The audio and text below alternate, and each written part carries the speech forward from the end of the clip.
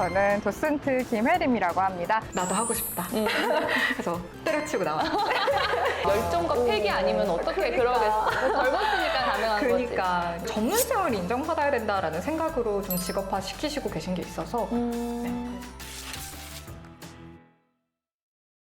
님 오랜만에 뵙네요. 네, 오랜만이네요. 저희 쪽에서 엄청 잘 나왔잖아요. 그러니까요. 저희 이번에 터졌던데요? 제가 또 이렇게 잘해버렸다? 연구소에서 적응력 덕분이지 않겠습니까?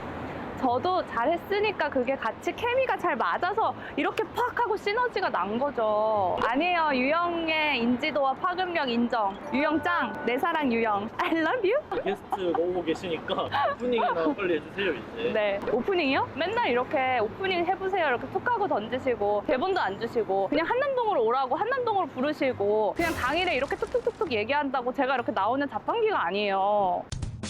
네, 안녕하세요. 직업과 삶을 탐구하다 직설의 윤혜준입니다. 이렇게 오프닝을 하라고 하니까 또 갑자기 또 아나운서 말투가 다시 등장하게 됐는데 그러면 오늘의 게스트 한번 불러보도록 하겠습니다. 게스트님 나와주세요.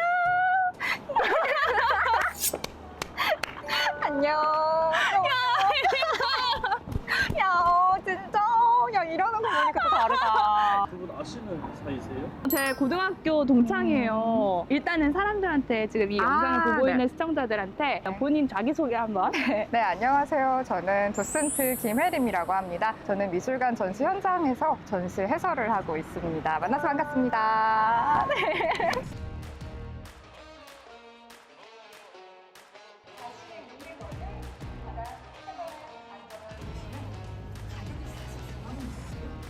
그래서 사실 전시가 시작하기 전까지는 큐레이터 분들이 바쁘고 전시가 오픈된 순간부터는 도슨트들이 활동을 시작하지.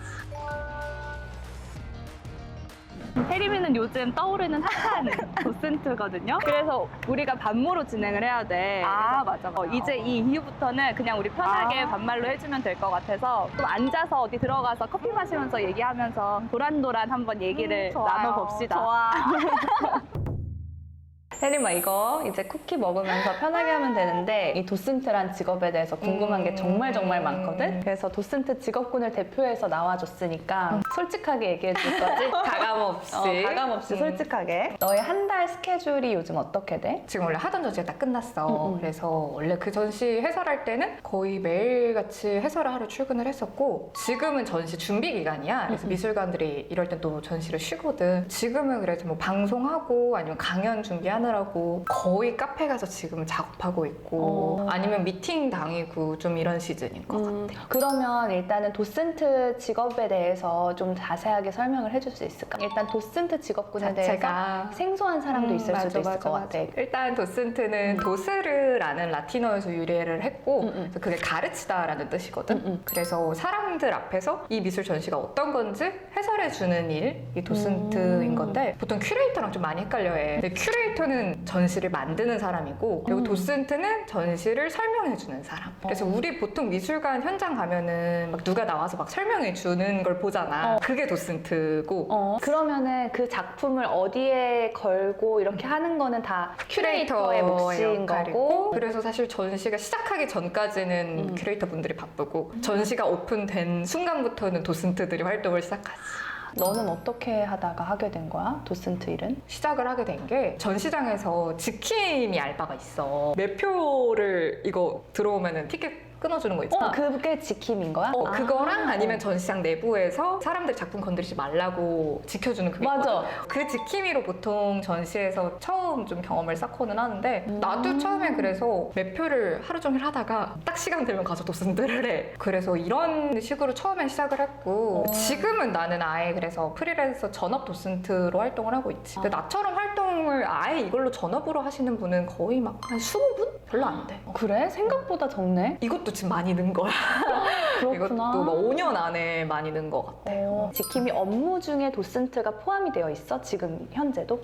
지금도 같이 고용을 하는 경우가 좀 많아. 도슨트가 하루 종일 근무하는 게 아니잖아. 해설 시간에만 근무를 하니까. 그래서 첫 채용을 할 때는 지킴이를 하면서 도슨트도 하실 분이라고 구하는 경우가 많고 지금 스타 도슨트 되신 분들도 처음에는 이렇게 스태프로 있다가 해설이 이렇게 그날 펑크가 나. 그러면 할 수 있는 사람에서 했는데 이렇게 뜨고 이런 경우도 있고 우와. 또 약간 기회를 어떻게든 만드는 거지. 완전 잡는 쟁취한 자가 살아남는 현장이네. 맞아. 내가 원래 첫 직장 겸 하고 싶었던 거는 도슨트였어. 그러니까 처음에 도슨트로 일을 시작을 했었다? 근데 그때는 내가 도슨트로는 먹고 살 수 없겠다라는 판단이 들었어. 그거랑 미술관 내부에서는 어쨌든 좀 전문성을 좀 인정받지 못하는 느낌도 있었고 선배들이 좀 말렸어. 학부 선배들이나 아니면 미술관에서 만나는 이제 직원 선배분들이 이제 좀 도슨트는 그거는 직업이 아니다. 그거는 그냥 아르바이트다. 이런 식이셨었어. 그래서 나도 그래서 국립현대미술관으로 입사를 했지. 거기서는 홍보팀으로 들어가서 사무실에서 막 보도자료 작성하고 그걸로 일을 했는데 그때 이제 막 도슨트가 다시 막 많이 활동을 시작하시는 거야. 그래서 나도 하고 싶다. 그래서 때려치고 나왔어. 어떻게 하다가 아, 도슨트를 내가 꼭 업으로 삼아야겠다 이렇게 좀 방향성을 튼 계기가 어떻게 돼? 2017년도에 교환학생을 갔다 왔어. 그 독일로 갔다 왔는데 그때가 딱 유럽이 아트 그랜드 투어의 해라고 중요한 아트 페어들이 다 그 해에 열려. 근데 이게 막 너무 충격적이었던 게 유럽은 미술 축제를 하면은 그 도시 전체가 다 미술로 축제인 거야. 그래서 시민들이 약간 월드컵 하는 것처럼 다 같이 미술을 나와서 막 즐기고 참여하고 이런 게 너무 충격적이었어. 근데 우리나라는 보통 이제 미술 하면은 딱 전시장 가서 그냥 이렇게 보는 문화가 많잖아. 근데 그런 현대미술을 좀 알리고 싶다라는 생각이 갑자기 들어서 한국에 돌아와서 복수 전공을 했지. 미술사를 복수 전공을 했지. 그래서 막 부모님은 막 뜯어 말리고 진짜? 경영을 해라. 무슨 미술사냐. 근데 언론이랑 미술사를 복수 전공을 해서 갑자기 미술을 좀 쉽게 알리고 싶다 하는 꿈이 생겼어. 진짜 딱 순수한 거지. 교환학생을 맞아, 갔는데 맞아. 열정과 패기 아니면 어떻게 그러니까. 그러겠어. 젊었으니까 가능한 거지. 그러니까. 국립기관에 언론 담당으로 있을 때는 되게 정제된 단어를 써야 되고 사람들에게 내가 진짜 미술을 알린다라는 느낌이 개인적으로는 많이 안 들었어. 사실 우리가 요즘 전시를 기사 보고 가진 않잖아. 그렇지. 그래서 그거보다는 가서 이게 진짜 궁금한데 어떻게 이해해야 돼 할 때 좀 쉽게 이야기해주는 사람이 되고 싶다 해서 회사를 나와버렸어요. 옳은 선택이었겠지? 덕분에 지금 너무 잘하고 있고 되게 많은 전시를 하고 있잖아. 초반에는 근데 나와서 코로나가 터진 거야. 근데 코로나 때는 도슨트 운영을 안 하거든. 그래서 처음에는 일이 되게 없었어. 그래서 사실 회사 나온 거 후회도 많이 하고 일자리도 거의 없고 그래서 좀 힘든 시간들이 있었지. 그러니까 나도 프리랜서로 일을 하다 보니까 맞아. 그게 너무 불규칙하잖아. 맞아. 어떤 때는 일이 막 몰리는 달이 맞아. 있는데 또 어떤 때는 그 전이랑 비교했을 때 맞아. 너무 없는 달도 있고 그게 진짜 심적으로 불안할 때가 있지. 프리랜서들의 숙명인 진짜. 것 같아. 너무 그리고 힘들지. 이게 다 전시별로 보통 고용이 되니까 전시가 끝나면은 내가 이어갈 수 있을까도 그렇고 나는 막 전시에서 너무 막 재밌게 잘했어. 반응도 좋았어. 근데 호텔에서 하는 전시였는데 그 호텔이 매각됐어. 그 호텔이 없어져. 그런 경우도 있구나. 그런 경우도 있어. 그런 불안함은 늘 가지고 있어야 되겠다. 도슨트라는 직업 자체가 사실 어딘가에 고용되거나 소속된 직업은 아닌 거지. 맞아. 사실 대부분 다 전시마다 계약을 하는 형태로 구성이 다 되어 있는 것 같아. 그래서 어떤 회사에 소속되어 있는 경우는 잘 없고 처음 되는 거는 뭐 국립기관들에서 뭐 도슨트 양성교육 같은 걸 이렇게 뽑아. 그래서 이렇게 뭐 6주 양성을 해주셔. 그렇게 도슨트 처음 경험을 시작하게 되는 것 같고 근데 그 뒤로 이제 미술관에서 일을 할 때는 그때그때 채용 공고를 보고 지원을 하든 아니면 그때그때 연락이 오셔서 할 수 있냐 하면은 하든 그때그때 컨택을 보통 다 진행해. 진짜 너가 직접 채용 공고를 하지 않아도 업체 측에서 먼저 연락이 오려면 일단 개인 브랜딩이 되어 있는 상태여야 그분들이 너의 존재를 알고 연락을 주실 거잖아. 그치. 그럼 너의 브랜딩이라는 것 자체가 정말 중요하겠다. 이 도슨트라는 그치, 직업에 맞아. 있어서는. 맞아. 나는 내가 내 공부를 하고 있으면은 나를 쌓고 있으면은 언젠간 나한테 기회가 오겠지라고 생각을 했거든. 그래서 나는 막 자격증 따고 뭐 대학원 가서 막 전공 공부하고 이러고 있었는데 일이 안 들어오는 거야. 근데 내가 저 여기 있어요 세상 사람들을 열심히 알린 뒤로 그러니까 이제 좀 이렇게 개인적으로 연락이 오는 경우가 꽤 있더라고. 그리고 이게 어쨌든 간에 초반에는 내가 한 경력이 쌓여야지 이게 또 알려줄 수가 있는 거니까 그래서 처음에는 보통 다 국립기관 양성을 통하든지 아니면은 사립기관들도 채용 공고를 띄우는 애들이 있으니까 꼭 그렇게 경험을 쌓는 게 좀 중요하지. 그러면 너는 지금 연차가 어떻게 되지? 몇 년 정도 나 일을 했지? 지금 한 7년 차쯤 된 것 같아. 꽤 됐지. 작품 해설을 준비하는 기간은 어느 정도가 걸려? 보통 한 달은 해설은 통째로 쓰는 것 같아. 이것도 사실 해설하시는 분마다 다르긴 한데 나는 내가 생각하기로는 어쨌든 대중들이 도슨트를 만났을 땐 나를 전문가로 인식을 하시거든. 내가 모든 답을 해줄 수 있을 거라고 생각하고 이제 질문을 해주셔. 그러니까 이 작가에 대한 거의 모든 거를 내가 알고 있어야 되는 거야. 그런 책임감이 좀 있어. 사실 그 작품 해설하는 거는 뭐 외우면 할 수 있지만 그 작가의 인생 스토리를 쭉 공부를 하고 인터뷰를 보고 그래서 어떤 배경에서 이 작품이 나왔는지 감정 상태나 상황이나 이게 또 내가 해석하면 안 되잖아. 그래서 또 인터뷰를 또 열심히 찾아보고 와, 너무 많네. 할 게. 맞아. 할 게 되게 많아. 보통 그래서 한 달을 나는 거의 막 맨날 밤새면서 한 달은 무조건 준비를 해야 돼. 나는. 그러니까 너가 인기 스타 도슨트가.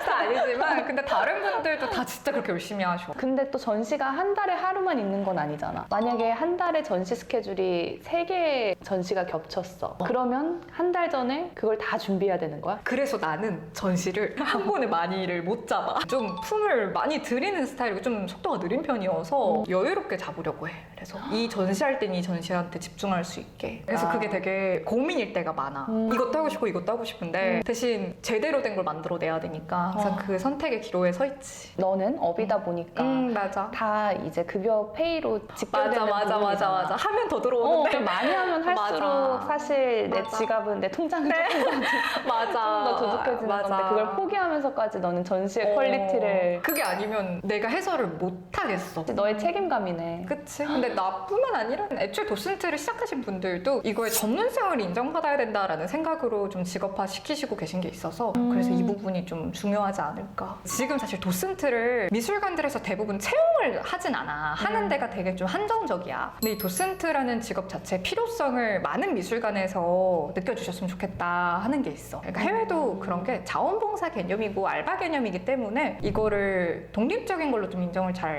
못 하시는 것 같아. 아직은 조금 그 시각이 좀 더 개선되어야 되는 부분이구나. 그래서 미술관 사실 도슨트들은 내부에 자기 자리가 없어. 대부분 다. 그럼 약간 고충이라면 고충일 수 있겠네. 맞아. 대기할 공간이 마땅치 않을 때가 거의 대부분? 그러면 전시하기 전에 준비할 맞아, 때는 맞아. 어떻게 해? 해설하고 해설 시간이 뜨면은 그 쉬는 시간에 보통 카페 가서 있고 이런 경우가 좀 많지. 그런 시설이 좀 개선되면 좋겠다. 맞아. 사실 이런 처우랑 시설 개선이 좀 필요한 상황이야. 그래서 그렇구나. 겉보기에는 딱 예쁜 옷 입고 나와서 막 화려하게 막 이런 느낌으로 많이 생각하고 들어오시는데 좀 힘들어 하시는 분도 많지. 그래서 나가시는 분도 많고. 그래, 그런데 화려해 보이는데 준비하는데도 한 달 넘게 걸리고 맞아. 거의 매일 밤새면서 준비하잖아. 막 자료 막 도서관에서 거의 살고 주말도 없고. 근데 이게 아직은 전문성 있는 직업으로 인정을 못 받는 경우도 많고 하니까 그거에 대해서 좀 더 개선이 됐으면 좋겠다는 그치. 생각이 있는 맞아. 거네. 미술관 측에서 좀 개선이 되어야 고용도 좀 되고 선택지도 많아지고 그다음 지금 어쨌든 새로 시작하는 도슨트 분들이 자리를 뚫는 게 좀 쉽지 않은 상황인 것 같아. 그래서 이 직업 자체가 조금 더 만연해졌으면 좋겠다. 근데 여기서 사실 시작하시는 분들이 다 책임감을 갖고 해야지. 더 중요한 건 이 작품이 돋보이게 하는 역할을 해야 되는데 그 뭔가 미술관에서 사람 몰고 다니고 이런 모습에 현혹돼서 시작하면은 안 되는 일인 것 같아. 작품에 대한 집중을 더 줘야 되는? 조금 예민한 부분이기는 한데 도슨트 직업군의 페이에 대해서도 얘기를 해주면 너무 좋을 것 같아. 최저로 시작하는 경우가 되게 많은 것 같고 그 뒤로는 매번 협상을 해야 되지. 근데 사실 전시 해설 자체가 페이가 좋진 않아. 맨날 출근하는 게 아니니까 며칠만 출근하니까 그러면은 그 프로젝트 단위 건당 받는다고 생각을 하면 되나? 해설 건당. 전시 해설 자체는 솔직히 페이가 그렇게 좋진 않고 근데 이게 어쩔 수 없는 게 미술계 자체가 그렇게 예산이 크지 않을 때가 많아서 그렇고 보통 본인 이제 벌이 수익은 강연이나 방송이나 좀 외부에서 많이 얻는 것 같아.